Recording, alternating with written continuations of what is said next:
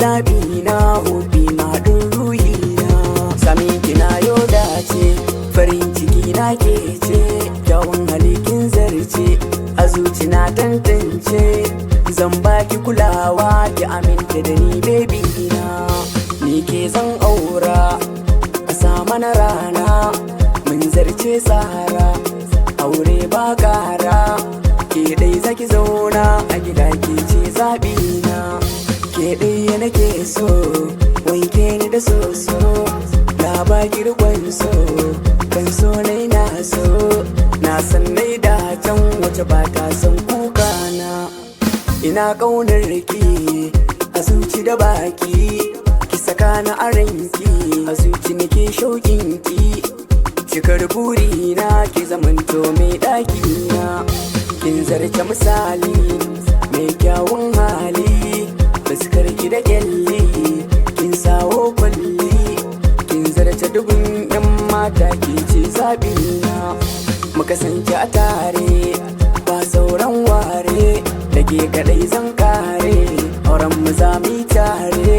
Shine cikar burin mu mai auren mu ba wani barna.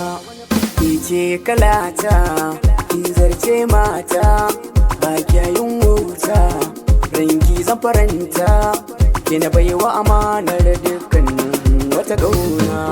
Ni ne hubbi ki ce kalbi, ke ne zaɓi kin ji ko baby. Kyakkyawar gimbiya kirge na mana, ke ce zinariya ba kya jayayya, ko in ce gimbiya mai kyan tarbiyya. Lafazin kauna nake karki mamaki na. Ke na baiwa yarda ke makin shaida, zuciya ta yarda ga soyayya tsada. Ribar kauna aure ce ke na baiwa kaina. A gida zan turo auren mu a ɗauro, taro yayi taro na zarce goro. Na san na yo wadatan mata mai kishi na. Soyayya ce mun tantance, kin lamince na lamince. Ba sauran zance a tsakani sai dai ƙauna, a tsakani sai dai ƙauna.